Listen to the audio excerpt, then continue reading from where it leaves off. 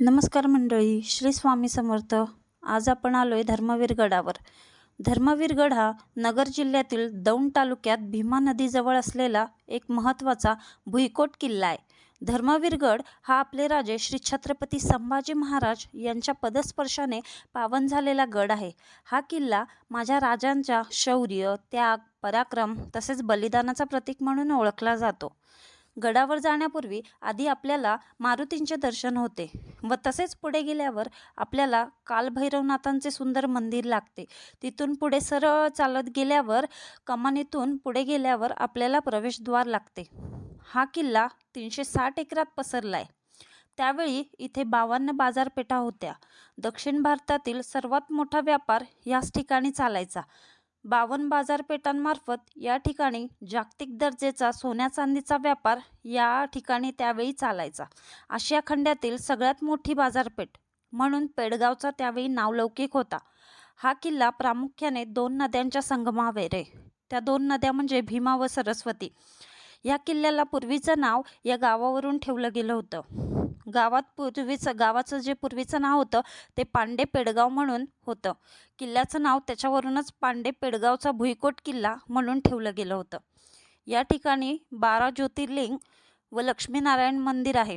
ही सर्व मंदिरे चालुक्य काळातील आहेत. त्यावेळी या गावाची कमीत कमी लोकसंख्या जर आपण पहिली गेली ना तर 70,000 एवढी होती. 1550 पर्यंत हा किल्ला यादवांकडे होता. त्यानंतर या किल्ल्यावर निजामांनी आक्रमण केलं आणि मग हा किल्ला निजामांकडे गेला. निजामांच्या काळात शिवाजी महाराजांच्या पंजोबांकडे हा किल्ला मोकास होता. त्यानंतर तो त्यांच्या आजोबांकडे गेला. नंतर या काळात निजामांचा सरदार मलिक अंबर याच्याकडे तो होता. त्याने काही दिवस हा किल्ला सांभाळला व त्यानंतर त्याने गद्दारी केली व तो मुघलांना जाऊन मिळाला. त्यामुळे निजामशाही नष्ट झाली व मुघलशाही आली. त्यानंतर मुघलांच्या काळात गादीसाठी भांडणं झाली आपापसात. औरंगजेबाने त्याचा भाऊ याच्यामध्ये भांडणं झाली. औरंगजेबाने त्याच्या भावाचा वध केला आणि बापाला कैद केले व तो दिल्लीच्या गादीवर बसला. त्यानंतर या ठिकाणी त्याने त्याचा दूध भाऊ बहादूर खान कोकलताश याला या किल्ल्याचा किल्लेदार म्हणून निवडला. त्यानंतर बहादूर खान या ठिकाणी आला.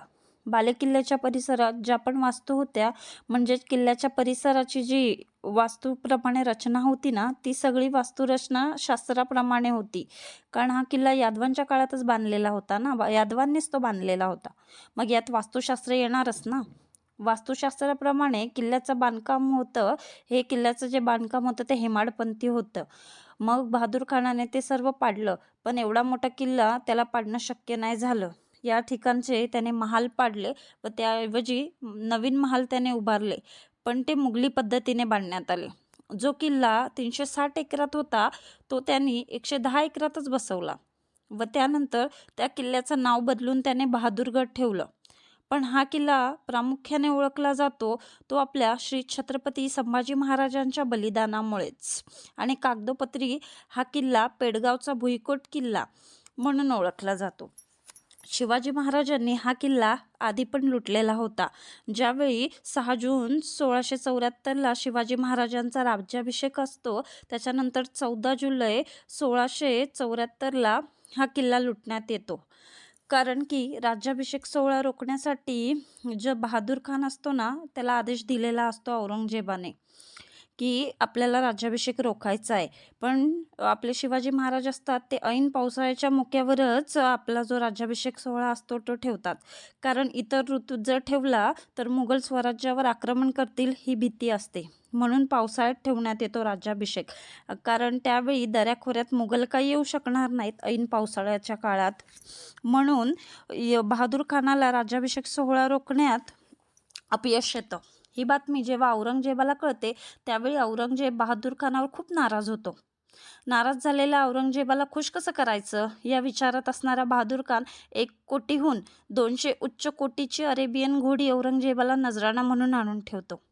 ही खबर औरंगजेबाला होते पण त्याच्या कैक पटीने वेगाने ही खबर आपल्या शिवाजीराजांपर्यंत पोहोचले. त्यानंतर शिवाजी महाराज बहिर्जी नायकांना येड्याचा सोंग घेऊन पाठवतात व तिथली खडानखडा माहिती काढून आणायला सांगतात. त्यानंतर ही हंबीररावांवर मोहीम जी गड लुटायची असते ती दिलेली असते. हंबीररावांना त्यात यश येतं. बहादूर खानाने शिवाजी महाराजांना त्रास दिलेला असतो राज्याभिषेकाच्या वेळी, म्हणून बहादूर खानाला धडा शिकवायचा असतो म्हणून खजिना लुटतात. कारण बहादूर खान ना स्वतःला खूप शहाणा समजत असतो. म्हणूनच त्यानंतर जी काही म्हण आहे ती प्रसिद्ध झाली, पेडगावचा शहाणा. संभाजी महाराज या किल्ल्यावर 3 वेळा आले होते. पहिल्यांदा पुरंदरचा तह होतो त्यावेळी वलीस म्हणून असतात ते, तेव्हा मिर्झा राजे जयसिंग यांच्याबरोबर येतात. दुसऱ्या वेळी 1678ला शिवाजी महाराज जेव्हा दक्षिण दिग्विजय मोहीमला जातात तेव्हा दिवलेर खानाला अडवण्यासाठी ते गेलेले असतात.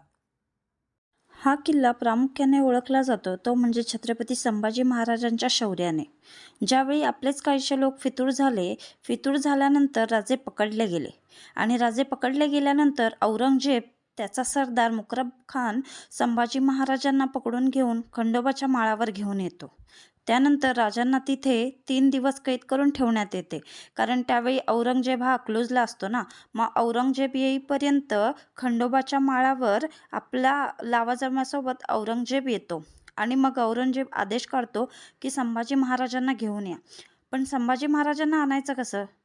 तर संभाजीराजे एक राजे आहेत. राजांना सामान्य कैदी कसं करायचं? तर त्यांचा तख्तकुल्ला करायचा. तख्तकुल्ला म्हणजे काय की लाकडी फळी, त्यामध्ये राजांचं शिर अडकवलं व राजांना जेरबंद करण्यात आलं साखळदंडामध्ये. त्यांना विदूषकाचे कपडे घालून त्यांची धिंड काढली, त्यांना उंटावर बसवलं. त्यावेळी संभाजी महाराजांना सोडवण्याचा एक प्रयत्न होतो. तो प्रयत्न म्हणजे संभाजी महाराजांचे अंगरक्षक आणि बालपणीचे सवंगडी रायप्पा करतात. पण एवढ्या मोठ्या 5 लाख सैन्यांमध्ये रायप्पांचा निभाव लागत नाही आणि रायप्पांना त्या ठिकाणी मरण येतं. संभाजी महाराजांची एवढी वाईट धिंड काढतात की कोणी महाराजांच्या अंगावर दगड मारायचं, कोणी महाराजांवर शेण फेकून मारायचं. अशा प्रकारे राजांना दरबारात नेण्यात आलं. सांगताही येणार नाही अशा शब्दात माझ्या राजांचा छळ करण्यात आला. राजदरबारात प्रवेश करताना त्यांचे द्वारपाल म्हणतात, काफर संभा को लाया जा रहा है. औरंगजेब तख्तावर बसलेला असतो समोरच. संभाजीराजांना पाहिल्यानंतर त्याला एवढा आनंद होतो की तो त्याचं तख्त सिंहासन सोडून खाली उतरतो आणि अल्लाचे आभार मानू लागतो, नमाजाच्या रुकाता पडायला लागतो. हे दृश्य पाहून संभाजीराजे कवी कलशांना म्हणतात, कविराज आपण कवी आहात, या प्रसंगावर आपल्याला काही काव्य सुचतंय का बघा. कवी कलश हे शीघ्र कवी असतात, पण ते राजांकडे बघतात आणि राजांना बोलतात, अहो राजन, तुमचं शौर्य, तुम्ही एवढं लढाई करून थकून भागून आलाय. मुळात म्हणजे आपण शत्रूच्या गोट्यात आहोत, शत्रूच्या दारात आहोत, मरणाच्या दारात आहोत, तरी तुम्हाला कविता ऐकावीशी वाटते या प्रसंगात. मग कवी कलश म्हणतात, का नाही राजन. मग कवी कलश त्यावेळी ही कविता करतात. रावण रूपी औरंग्याच्या सभेत शंभूराजांना प्रचंड रणकंदन केल्यानंतर त्यांचं रक्तानं माखलेलं शरीर, जसं आपण हनुमानांना सिंदूर लावल्यानंतर त्यांचं शरीर जसं लालबुंद दिसतं, तसंच संभाजी महाराज दिसतात. ज्याप्रमाणे सूर्याला पाहताच काजवा निस्तेज होतो, त्याप्रमाणे तुमचं शौर्य पाहून औरंग्या आपले गुडघे टेकून तुमच्यासमोर नतमस्तक झालेला आहे.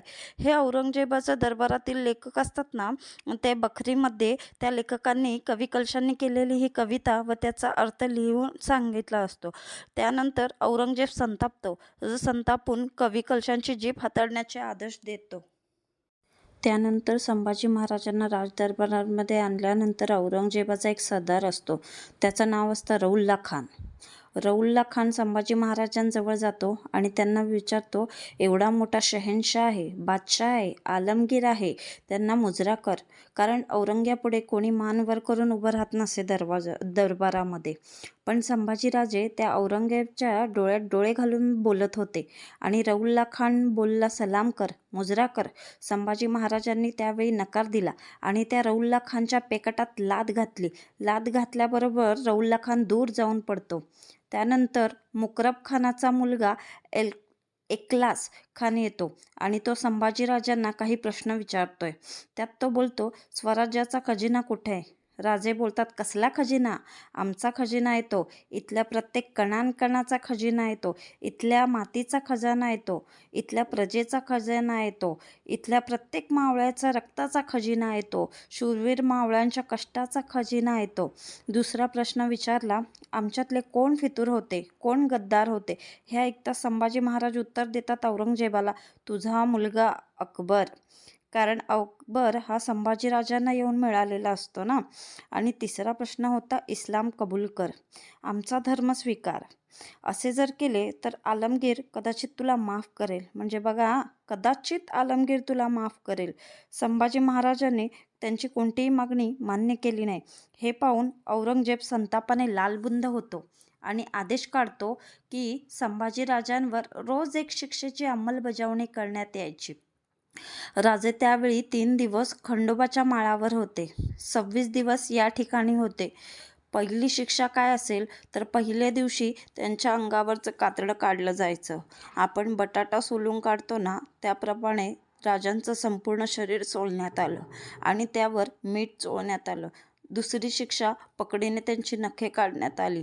तिसरी शिक्षा, बोटं छाटायची होती. चौथी शिक्षा काय करायची तर राजांच्या गुडघ्यांच्या वाट्या काढायच्या, पायाची बोटे तोडायची, कान तोडायचे, जीभ छाटायची, डोळे काढण्यात आले, कानात उकत तेल टाकण्यात यायचं. अशा प्रकारे माझ्या शंभूराजांचा या ठिकाणी क्रूरपणे छळ करण्यात आला. मग अर्धमेल्या अवस्थेत संभाजीराजांना तुळापूरला नेण्यात आलं. फाल्गुन अमावास्येच्या दुसऱ्या दिवशी हिंदू नववर्ष सुरू होतं. म्हणजेच गुढीपाडव्याच्या आदल्या दिवशी संभाजीराजांना या ठिकाणी त्यांची अमानुषपणे हत्या करण्यात आली.